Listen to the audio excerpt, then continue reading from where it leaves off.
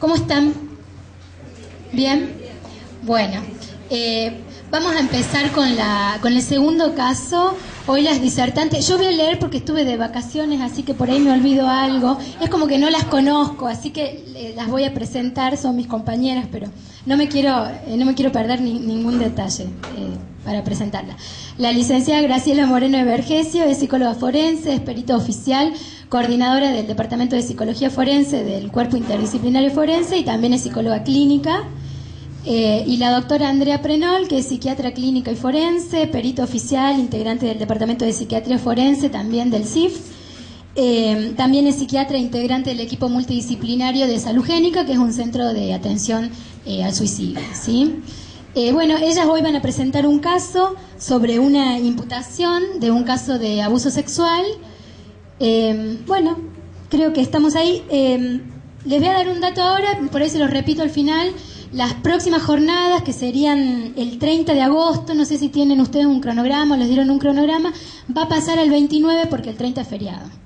Así que sería el jueves 29 a las 5 de la tarde. Yo les pido y les voy a pedir de nuevo al final que sean siempre puntuales, porque a mí me gusta empezar a horario, porque creo que todos tenemos nuestros tiempos, así que sería bueno que todos estemos aquí a las 5 de la tarde. Bueno, ¿empezamos?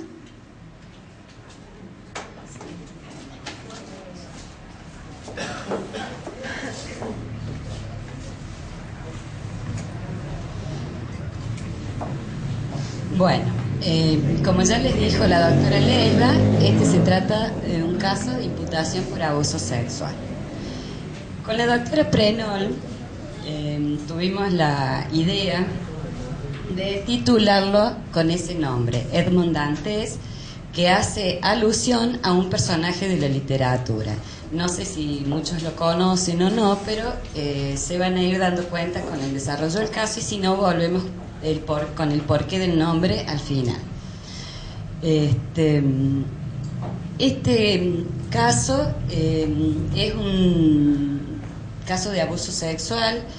En la jornada anterior estuvimos hablando de los prejuicios y de lo que uno siente cuando recibe los oficios y de la impresión que uno tiene. Cuando yo recibí el oficio, imputación por abuso sexual, en sujeto masculino, me imaginé que me iba a encontrar con el Aníbal Lecter de los abusadores sexuales, más o menos, ¿no? Cuando lo llamo y llega a la entrevista para la pericia, me encuentro con un jovencito con sus 21 años recién cumplidos, físicamente muy menudito, bajito, flaquito, delgadito, con una cara de nene. Bueno, por supuesto, la apariencia no significa nada, pero volviendo a esto de las impresiones que uno tiene y que uno siente cuando recibe los oficios, qué distinto que es en la realidad cuando uno se encuentra con la persona. Este joven, pasa a la siguiente. Es un joven, yo le dije, con 21 años al momento de mi entrevista, que los había cumplido hacía muy poquito tiempo. Es de la provincia de Catamarca, de Capital, argentino. Estos datos los pusimos bien completos porque la doctora Prenol, que va a hablar a continuación mía, tiene los mismos datos. Las dos hemos trabajado sobre la misma persona. Entonces los datos biográficos no tienen sentido que los repitamos las dos. En realidad nosotros desde la psicología lo que tomamos el sexo, la edad, el estado civil. La religión a veces sí, a veces no, depende de cómo, pero para ellas es importante. No terminó la escuela, tuvo que empezar a trabajar a temprana edad y por eso no terminó sus estudios secundarios, pero sí hizo un curso de operador de PC y eso le permitió acceder al trabajo en el que actualmente se encuentra, que creo que es en una empresa energética, ¿no? Y su grupo de convivencia, él vive con la abuela, y su grupo de convivencia está formado por la abuela materna y su pareja. Tiene una pareja estable desde hacía un año, el momento de la entrevista. Yo este chico lo entrevisté, hice las entrevistas con él en noviembre del año pasado. La doctora Prenol las hizo en mayo. Pasa la siguiente. Y bueno, es importante que después comparemos lo que ella vio y lo que yo vi. Pero antes de eso les quiero contar un poquito de la historia de él para que nos entendamos bien cómo es el caso. Este chico sufre el abandono materno a muy temprana edad. El padre desde que nació nunca lo reconoció, digamos, sin papá reconocido. Y sufre el abandono materno a muy temprana edad. La mamá forma nueva pareja y se va de la casa y lo deja con la abuela. Él se cría y se educa con su abuela. Mantiene buenas relaciones con todo el grupo familiar en general. Él en una de las entrevistas me supo decir que él sentía que tenía el estigma de el niño abandonado, de que podía ser terminar con actitudes, con conductas delictivas, dedicarse a la droga, terminar mal. Entonces él, digamos, toda su adolescencia la pasó tratando de responderle y devolverle a su abuela materna, quien era su referente afectivo principal, su imagen materna, todo lo que ella le brindó como educadora, formadora, criadora, es decir, como su madre, porque en realidad era su madre. Él mantenía muy buena relación con su grupo social, con su grupo de pares, en su ámbito laboral, con todos los familiares, a excepción de un hermano de la madre, que es el tío de él, la esposa de él, y con la prima no, con la prima tenía buena relación. Había cuestiones ahí, por lo que yo pude observar en las entrevistas, de problemas económicos y sobre todo problemas por la vivienda de la abuela, que era la vivienda de la familia. Pero como, digamos, la mamá de él, que es la otra hija de esta señora, se había retirado del hogar, este tío, que es el otro hijo, con su esposa y su hija, iban mucho a visitarlas. Bueno, él, a pesar de que tenía cierta mala relación con ellos, los aceptó siempre bien, los dejaba ir, con la prima se llevaba bien, porque sabía y se daba cuenta que a su madre abuela esa relación, esas visitas le hacían muy bien, era el contacto familiar que le quedaba. Pero con el paso del tiempo, a medida que fueron creciendo, él tiene 21 años y su prima 14 años. Con el paso del tiempo él empezó a observar ciertas conductas en su prima que no le gustaron. Ella iba según lo que él transmitió en las entrevistas, ¿no? Esto hay que tomarlo con pinzas también. Él comentaba de que su prima iba a la casa de la abuela, la usaba como trampolín para salir a la noche, los fines de semana, y además tenía otros beneficios, porque le pedía dinero a la abuela y a veces le sacaba dinero.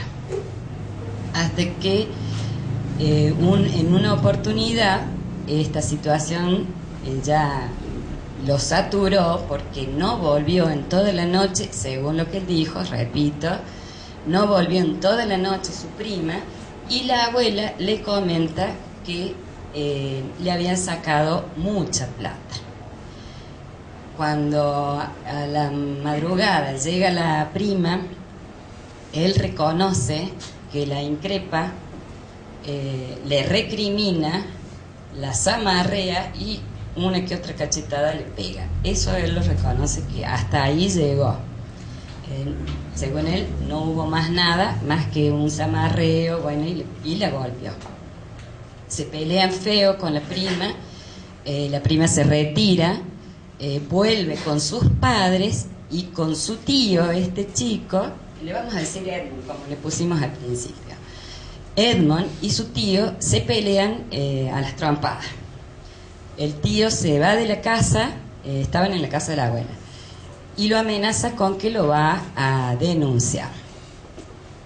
quedó ahí. Posterior a esto, a él le llega la notificación de que se lo denunciaba con esta imputación por abuso sexual en contra de su prima de 14 años. Él niega la situación de abuso.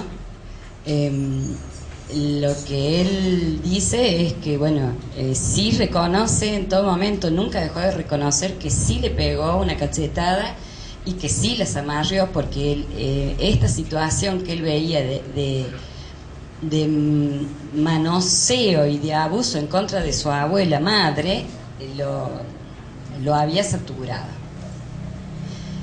Eso es un poco la historia, como para que entendamos la situación. En la entrevista, en la pericia, digamos, la primera parte lo voy a decir rápidamente porque de eso va a hablar más en profundidad ella. Se presenta bien, acorde a la realidad, con un discurso espontáneo. Pero a mí lo que me llama la atención y que me impactó, volviendo a esto del prejuicio que me iba a encontrar con una Aníbal Lecter más o menos, el nivel de angustia de este chico era realmente impresionante. Una mezcla de angustia, de enojo, de temor, porque por la situación que vivía pasó de la tristeza al llanto, al enojo, pero así de corrido en las entrevistas, de manera que incontrolable, no podía controlar su estado de ánimo. Eso a mí me llamó la atención. ¿Por qué tanta angustia? Y bueno, él lo que fue diciendo en las entrevistas es que estaba muy preocupado, sobre todo por su abuela, porque toda esta situación, él tenía miedo que a su abuela le generara algún problema de salud por su relación de pareja, porque no debe ser fácil, supongo, tener una relación de pareja y que le llegue una imputación por abuso sexual, y por su situación laboral, porque obviamente tener una imputación criminal, se dirá, no sé, se dice así, supongo que pesa sobre la situación laboral de cada uno. En cuanto a todo lo que es, digamos, proceso de pensamiento y facultades mentales, se ve esto, está dentro de lo normal. Pero eso lo va a decir más Andrea, así que no pasa. Mi idea es esto, ¿ves? Destacar este alto monto de angustia que observé en las entrevistas, y no fue en una, fue en todas, no paraba este chico de estar preocupado, y el temor constante de qué es lo que iba a pasar con él, con la abuela, con sus familiares, con el resto de los familiares. Obviamente que con estos tíos la relación se rompió mal, feo, no hubo recomposición en la relación. Pero sí le preocupaba a él restablecer las relaciones con el resto de la familia, porque para él y para su abuela eran importantes.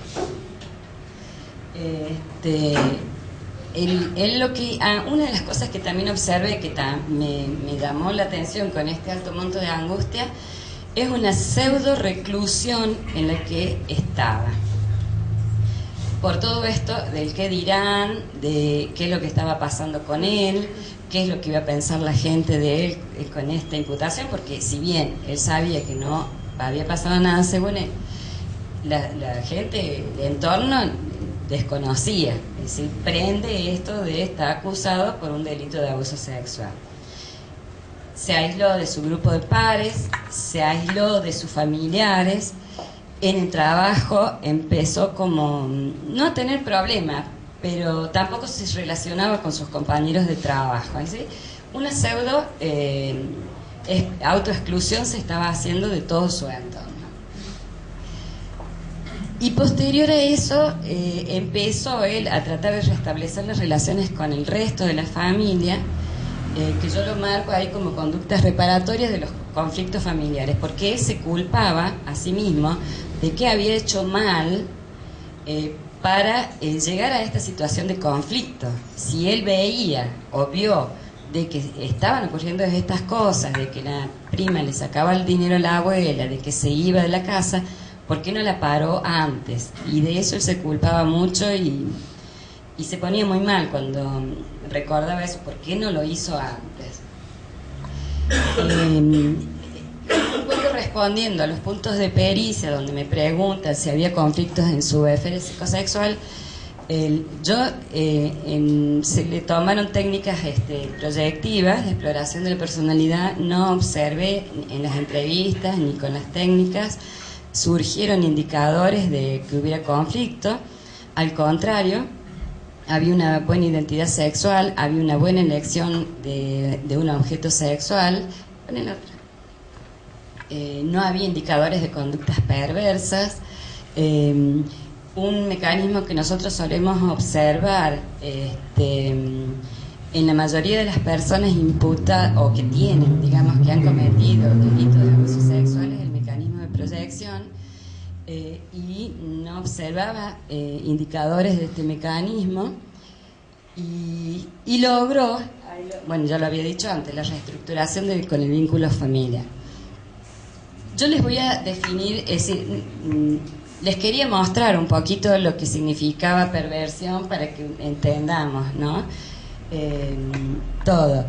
Es una definición que la achiqué un montón porque es muy larga. En realidad significa dar vuelta. Digamos, son consideradas desviaciones respecto a la norma social y sexual. La psiquiatría la toma como parafilia, no la vamos a definir porque son muchas y se nos va a ir todo el tiempo. Si alguno está interesado, después se puede buscar en internet y ver. Sí tomo lo que nos importa a nosotros los psicólogos cuando trabajamos sobre estos términos y sobre el concepto que toma Sigmund Freud, que lo considera como una desviación sexual respecto a la norma.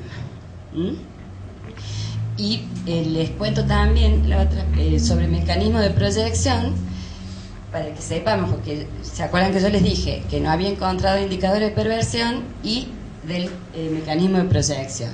Es un mecanismo de defensa, que es para reducir, digamos, los mecanismos de defensa son para reducir las consecuencias de un acontecimiento estresante para el sujeto.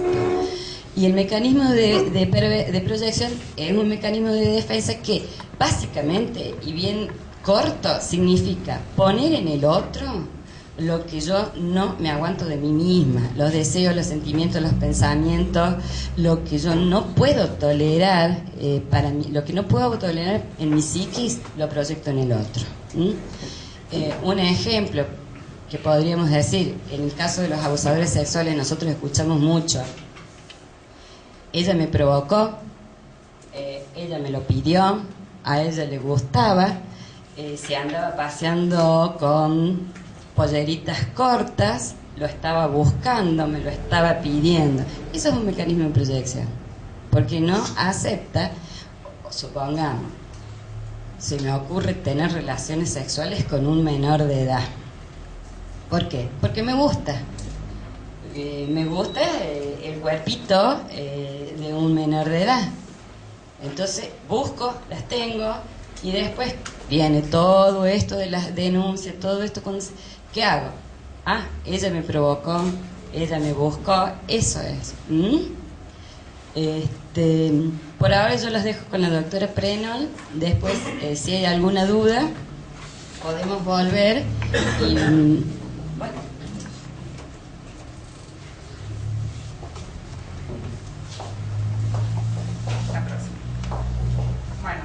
Hola, no estoy muy acostumbrado con esto. Bien, como les decía al principio Graciela, esta es una entrevista que ella la realizó más o menos en el mes de noviembre. A mí me tocó verlo 3 meses antes, ¿sí? Por lo general, en los casos de abuso sexual, como sabrán, siempre se piden entrevistas psiquiátricas, ¿sí? Es muy raro que se pida un psicológico. Suele hacerse un examen psicológico o por sugerencia un examen psiquiátrico o cuando se ven muchos elementos ya en esta persona como para pedirlo. Los datos de filiación no los vamos a repetir, ¿sí? Porque ya los dijo muy bien la licenciada Vergesio. En los antecedentes personales que he sacado, siempre en una entrevista psiquiátrica, se pregunta todo lo que es antecedentes médicos, psiquiátricos, heredofamiliares, tóxico-medicamentosos. De acá, dentro de los patológicos, hemos anotado todo lo que tenía esta persona, ¿sí? Dentro de las desviaciones de columna vertebral, varicocele, etcétera. Bueno, eso no es muy importante. Yo les voy a destacar uno, que es el siguiente. Plastrón apendicular hace un mes, internación durante el lapso de 3 días. Cuando yo lo veo a este chico y le hago la parte de esta entrevista, él me comenta esto, ¿sí? Era muy reciente, bien se había enterado él de esta imputación, inmediatamente empieza con este cuadro y lo tienen que internar, ¿sí? El plastrón apendicular, ¿qué es? Básicamente es una consecuencia de una apendicitis, ¿sí? Si bien esto puede haber sido una casualidad en esta persona, como puede haber sido en otra, llama la atención porque los procesos inflamatorios están muy relacionados con lo que es la parte psíquica, ¿sí? Bueno, este chico sufrió una apendicitis, el apéndice se le perforó y trajo consecuencias, entre ellos lo que es la adhesión de órganos, ¿sí? Yo lo destaqué porque, si bien puede ser una casualidad, hace lo que son síntomas somáticos. No presentaba antecedentes psiquiátricas, solo consultas psicológicas luego del fallecimiento de su abuelo, que para él era como su papá. De los antecedentes heredofamiliares, él no conocía a su padre, no lo veía desde el nacimiento. Bueno, la madre con afecciones tiroideas, eso tampoco es importante. No había antecedentes psiquiátricos en toda la familia. Dentro de los tóxicos medicamentosos, era un chico muy sano. No fumaba, alcohol ocasional, un cumpleaños, un evento, un asado, una vida como cualquier otra. Cuando yo lo vi, todavía no había cumplido los 21 años. Tenía 20. Llama mucho la atención, como dice Graciela, porque es un chico que al entrar a la entrevista, si ustedes lo hubieran visto, era un chico flaquito, entró todo tembloroso, caído, se sentó, no dejaba de temblar, nervioso, apenas si podía hablar, lo que era la voz, era muy llamativo todo el cuadro sintomático. No es común observar esto en personas imputadas por abuso sexual, ¿sí? Por lo general, la mayoría de las veces son personas que están más o menos tranquilas y se desenvuelven durante toda la entrevista. Este chico, para lo que es el área de salud mental, digamos, tenía síntomas muy neuróticos. Era un chico que estaba prácticamente desbordado por todo lo que le estaba pasando. Y lo primero que me dijo, bien, empezamos la entrevista y hablamos de si sabía por qué estaba, y me dijo, sí, una situación de abuso. Bueno, ¿sabes qué tipo de abuso? Creo que sí. Bueno, una imputación por abuso simple. Inmediatamente dijo, pero eso es una mentira. Y se le desfiguró la cara, totalmente. Era un chico que desde el principio empezó a defenderse, y eso también llama la atención. La próxima. Un aspecto adecuado a época estación del año, entró por sus propios medios, nervioso, ¿sí?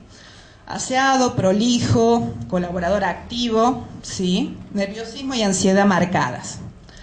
Conciencia, vigil, lúcido, con conciencia de situación, orientación autopsíquica, es decir, de la propia persona, conservadas, lugar, tiempo y espacio, conservada. Memoria normal, atención conservada, voluntad conservada. Esto lo vamos a destacar porque la voluntad o la bulia, en lo que es la psiquiatría, más o menos la estudiamos con lo que son las ganas que tiene la persona de hacer cosas, ¿sí? Al momento que yo lo vi, este chico todavía era funcional. Cuando lo ve Graciela, 4 meses después, si bien ella destaca, este chico ya estaba recluido, no salía, ya estaba teniendo dificultades en lo que era su trabajo, ¿sí? Él todavía a este momento, si bien estaba angustiado por la situación, tenía ganas de hacer cosas, mantenía relaciones, cosa que 4 meses después, 3 meses después ya se pierde, ¿sí? Toda esta angustia inicial que él la tiene, que es reactiva a una situación que es lógica o esperable para cualquiera, cuando la ve la licenciada 4 meses después estaba el cubo prácticamente, y eso ya no es normal. La próxima. Impulsos. No presentaba al momento del examen. Compulsiones tampoco. Periodo de ejecución sin alteraciones, todo normal. Lenguaje oral sin particularidades, mímicos sin particularidades. Pensamiento, curso y contenido normal. ¿Sí?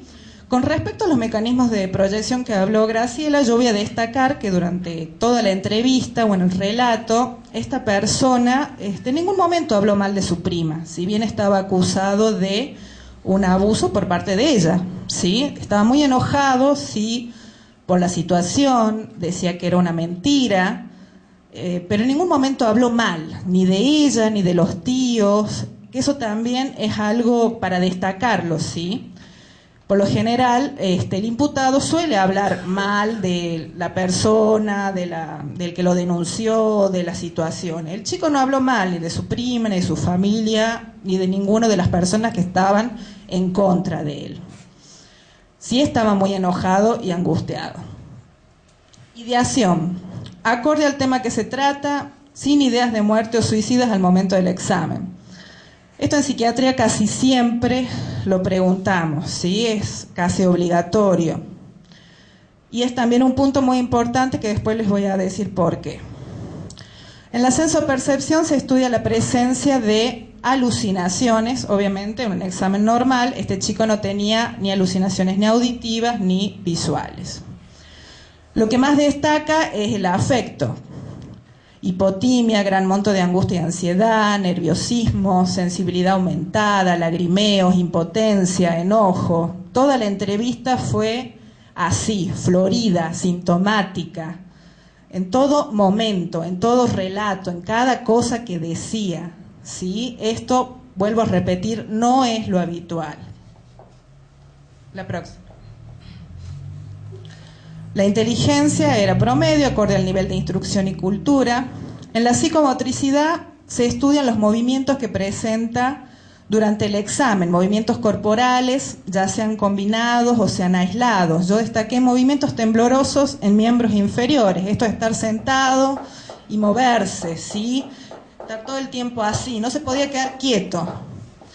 Sueño, insomnio y conciliación. Desde que se había enterado de esto no podía dormir. Era una cosa que estaba todo el tiempo en la cabeza, ¿sí? Todo el tiempo la idea, la preocupación, el apetito, hiporexia, estaba disminuido.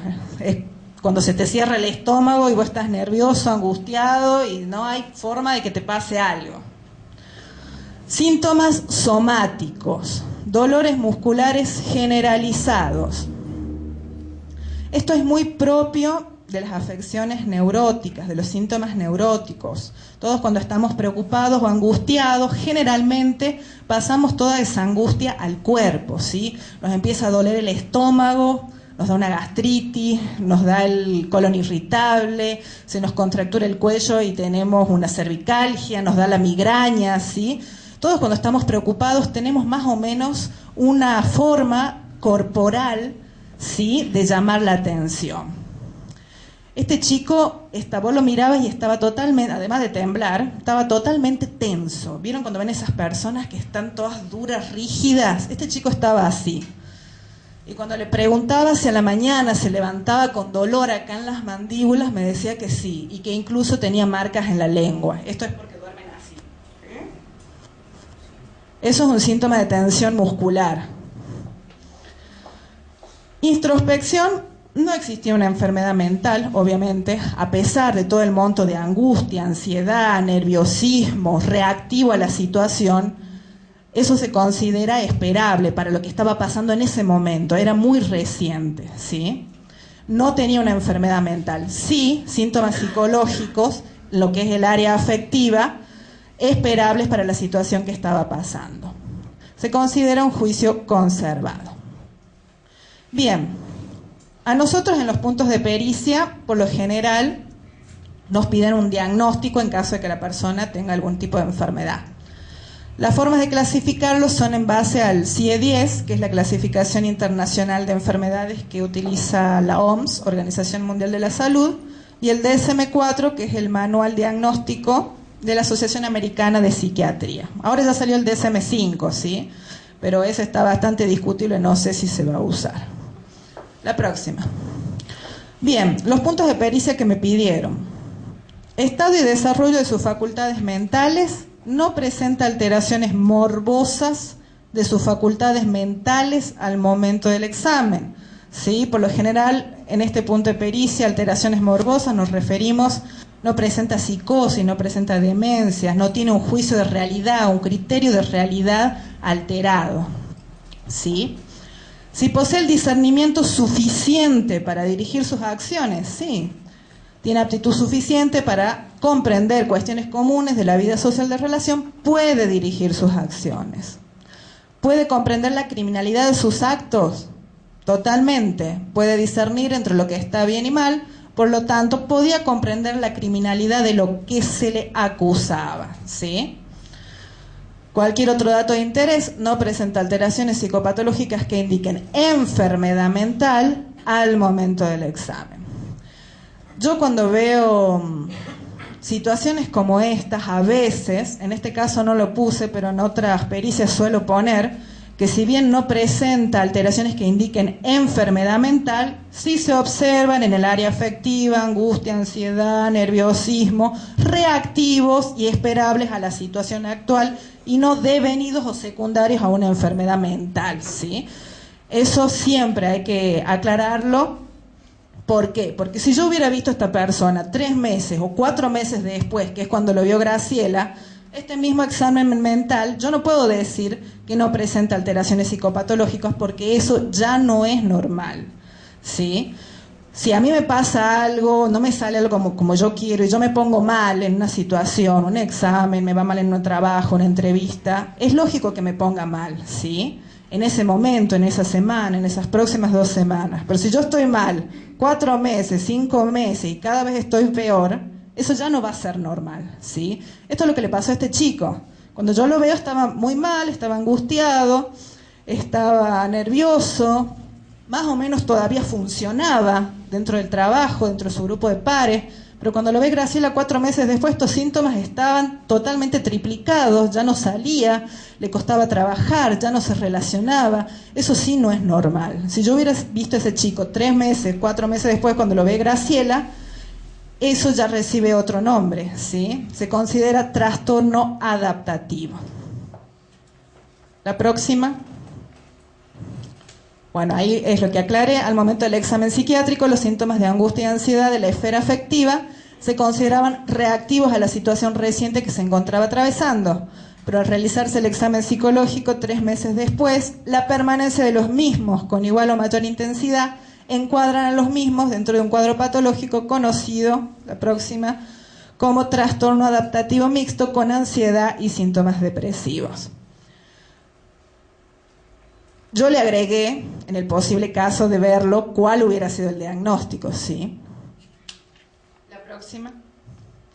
Los trastornos adaptativos son cuadros cuya característica esencial es una respuesta psicológica a una o varios estresantes identificables que comporta la aparición de síntomas emocionales. Los síntomas deben presentarse durante los 3 meses siguientes al inicio del estresante.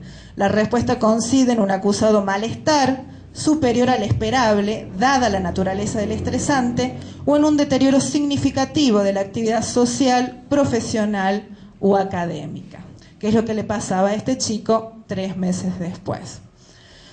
Los trastornos adaptativos pueden ser con ansiedad, con síntomas depresivos, pueden ser mixtos, con alteraciones del comportamiento. En este caso, el chico hubiera encuadrado perfectamente en un trastorno adaptativo con ansiedad y síntomas depresivos.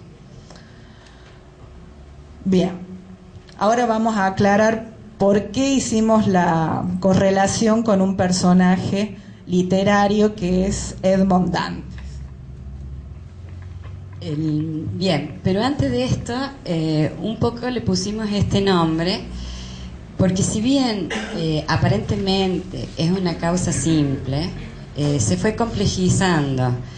Una causa que se podría... no sé yo los tiempos de instrucción, aclaro, somos psicólogos y psiquiatras, no tenemos idea, y ya vi que entró, se me perdió de nuevo, el jefe de se puso a traer la columna, que nos va a tirar un salvavidas, pero a criterio nuestro, vuelvo a decir, no somos abogados, podría haberse resuelto más rápidamente, y ya llevamos un año o más quizás con esta causa abierta. Por eso hicimos el parangón con el personaje este de la literatura, que en realidad es el Conde de Montecristo, no sé si conocen la historia, que trata sobre la verdad, la justicia, la injusticia, el perdón y la venganza, o la venganza y el perdón. Hablando con la doctora Prenol y con la licenciada Mara Barrio Nuevo, que ella hizo la pericia de la menor, hemos visto, hemos observado que en realidad estos dos jovencitos quedaron entrampados en un conflicto familiar tras la lucha de un inmueble, más o menos que es la pelea por la casa, dentro del grupo familiar extenso, y de un...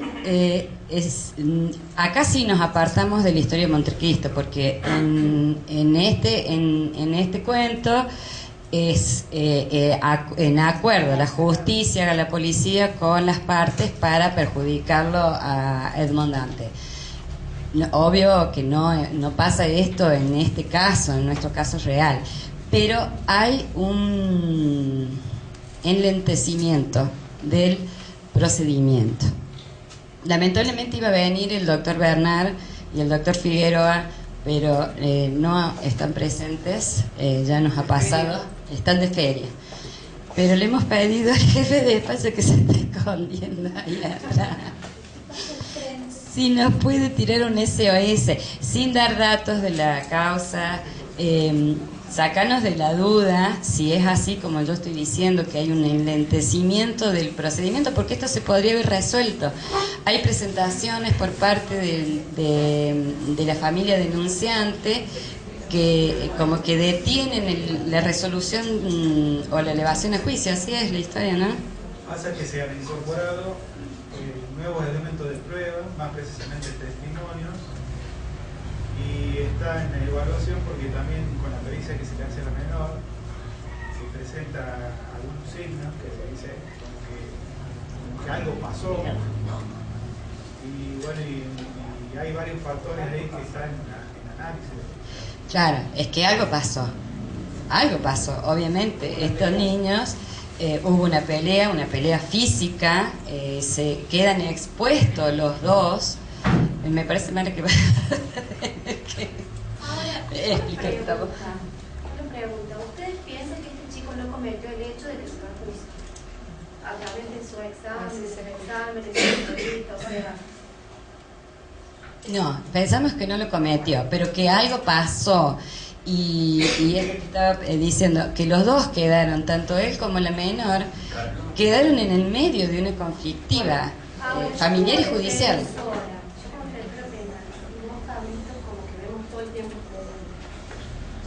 Con lo que ustedes pusieron, no nos ayudan. A mí, o sea, como defensora, o sea, no, es distinto escucharlas en el relato, de lo que ustedes dicen, si estaba re mal, o sea, yo ahora lo entiendo, pero yo leyéndolo fríamente, como lo leímos nosotros, vos, Fabito, No sale así. totalmente, nerviosismo, está nerviosa, es porque cometió el hecho, está nerviosa, así como lo toman, digamos, los fiscales. O sea, no, o sea, es distinto escucharlo. Pero el examen, o sea, yo lo leo siempre, o sea, es como que tiene, o sea, Hugo de Elite, como que más o menos siempre pone lo mismo. Por eso les digo que es re importante que pongan más cosas en los exámenes. Sí, ahí lamentablemente nos tenemos que ir a otro punto que es bastante conflictivo, diría yo, que son los oficios mal hechos porque hacen mal los puntos de pericia. Pasa que nosotros Lamentablemente nos vamos a eso. un desastre con la psicología, la psiquiatría, no sabemos qué preguntar. A mí me ha pasado ahora que yo ofrecí una pericia médica, o sea, porque hay tantos análisis psicológicos, psiquiátricos, neurológicos, el chico tiene epilepsia, o sea, es droga dependiente, no se sabe si por tanto que toma pastillas para no tener crisis, o sea, Entonces yo dije, bueno, que se junten, que me digan si es imputable o inimputable, por favor. Yo decía, bueno, pero ¿qué querés? ¿Qué querés saber? Y todo, pero no sé cómo preguntar. O sea, me parece que nos tenemos que poner de acuerdo en eso.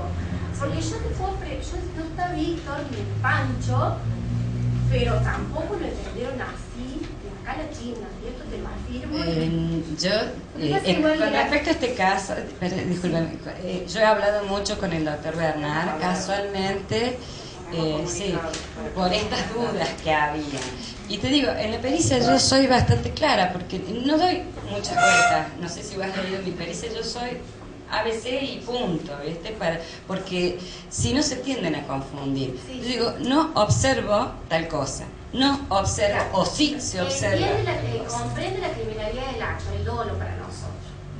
No, comprende la criminalidad de lo que se le acusa. De lo que se le acusa, sí. Pero bueno, o sea, nosotros que se le acusa. comprende la criminalidad, entonces ya, entonces está consciente de lo que hizo. O sea, nosotros lo entendemos, es difícil. Por eso, o sea, no sé si le pasó, o sea, también con nosotros. Yo me quedo con lo que dijiste vos. Igualmente me parece que las cosas no son tan así blanco y negro, ¿no? Que porque tenga este examen psiquiátrico o psicológico la persona es inocente. No sé si me equivoco. Hay psicopatías mucho más complejas, donde la persona está mucho más complejizada y es mucho más inteligente, y también llora en la entrevista y quizás ha cometido el hecho. Pero miramos la diferencia, discúlpame. Déjame terminar. Sí. Lógicamente esto sale de una regla, que es lo que dicen las chicas, que es el promedio, que uno ve que es la proyección. La persona, el imputado entra y lo primero que dice, no, me quieren acusar porque no me quieren, por ejemplo. Sale de la regla. No significa que porque se salga de la regla va a ser inocente o no. A nosotros eso, digamos que no es patrimonio nuestro, no es patrimonio de la salud mental. Nosotros informamos lo que se ve. Lo que yo creo, y que es lo que siempre falta, de lo que nos quejamos, es que no hay diálogo con los fiscales, no hay diálogo con la parte judicial, con la parte de los abogados. Porque como vos bien dijiste, está nervioso. Está nervioso porque está... Nosotros lo abogamos mamá, sí. Claro. Entonces me parece que es importante sentarnos a conversar y decir, mira, está nervioso, me parece, por esto, por lo otro. Entonces uno va armando un perfil siempre individual y único, ¿sí? Porque si bien nosotros con la doctora Prenol ponemos muchas veces nervioso, ansioso, porque es lo que más se ve, pero cada caso es individual. Entonces me parece que ahí está el punto, ¿no? A mí también me pareció re importante toda la historia que contaron ustedes ahí, que no está tan detallado en un examen, no está tan detallado, o sea, toda la historia. Doctora, yo soy juez con más de 20 años de experiencia, juez penal, y como elemento para valorar que no hay signo de perversidad sexual es fundamental en aras de la inocencia, ¿no es cierto? Por supuesto que eso hay que contrastarlo con los síntomas de la víctima o de la supuesta víctima, aparte de la prueba material, digamos. En este caso, un abuso sexual simple, no hay vestigios, huellas materiales. Entonces, ¿qué pasa? Yo ahí no tiene nada, no hay perversidad, nada me indica que puede haber hecho si uno fuera muy suspicaz, sí, buscando un móvil de una supuesta falsa denuncia, tendría que ahondar en el contexto familiar y lo que dicen ustedes, que ha quedado preso este chico. Pero, ¿qué pasa, supónganse, si encuentran en la chica algún signo de abuso, de estrés postraumático? Yo, por ejemplo, ante esa confrontación, para mí existe el hecho. Es decir, estoy hablando y no tengo más nada, ¿no es cierto? No tengo más nada después de haber intentado buscar o sea, profundizar en el tema, porque esto es, sobre todo, es psicología, el tema de todos los delitos en realidad. Pero si hay una confrontación donde son contradictorios ambos, y bueno, yo me inclino por creerle a la víctima. O sea, en principio, por predisponerme a creerle a la víctima, aun cuando no lo haya. Yo sugiero una cosa que acá me asesina la colega, que ella aclare, porque ella vio a la víctima y que aporte los datos que pueda tener ella. Casualmente lo que queremos es que esto sea entretenido, rico. Yo lo que me refería al principio, y que eso pasa siempre, obviamente, por eso existe, gracias a Dios, los juicios orales, porque la instrucción es toda escrita, los tiempos son más acotados, por ahí leemos hacia, o sea, yo lo que es distinto escucharlas, escuchar lo que ustedes sintieron, lo que ustedes percibieron en las entrevistas con esta persona, que leer eso. Es totalmente distinto. Por ejemplo, la Ebulia, eso cuando recién lo acabo de entender. Decía Ebulia, bueno, seguía. O sea, yo siempre pienso que tiene que ser como con palabras más simples. Está todo explicado en la experiencia psiquiátrica. Igualmente me parece que pueden hablarnos y preguntarnos. Nosotros tenemos la predisposición. Lo que pasa es que está todo tan acelerado que no nos llaman. No, es penal, no tenés todo para... Claro, ahí está el problema. No, yo a los psicólogos sí los cito a juicio y les pregunto. Claro, pero antes de citarnos al juicio, porque nosotros también vamos a juicio a explicar cosas que las podríamos haber explicado antes y ahorramos el tiempo y todo. Uno puede levantar el teléfono y preguntar, Julia, y nosotros en nuestra pericia tenemos un modelo de pericia psiquiátrica, está explicado entre paréntesis acá. Si ya no se entiende las paréntesis, se puede llamar. Sí, pero todo esto que ella explicó y que dijo, que quería hacer esto, que quería hacer el otro, que tenía ganas, todo eso. No, eso no. Bueno, lo podemos hablar, está bueno, ahí está, todos esos datos, nosotros nos sirve todo, para tanto a los fiscales como a los defensores, causa, tal cual. ¿Y sabes qué otra cosa destaco? Que a veces no tenemos en cuenta en la vorágine de la actividad judicial, porque en apariencia ustedes insinúan que los síntomas patológicos son a consecuencia de un proceso injusto y que no vemos lo que llamamos la pena de banquillo, es decir, un proceso que se alarga, termina enfermando al imputado. Así me parece entender lo que ustedes quieren insinuar. Y eso, o sea, en la vorágine, los fiscales, los jueces, no nos damos cuenta a veces de que, supónganse que siempre una sentencia judicial es el reconocimiento de un error. Porque si no ha cometido el hecho, ¿para qué lo sometimos a un proceso? ¿Para qué lo estigmatizamos durante tanto tiempo?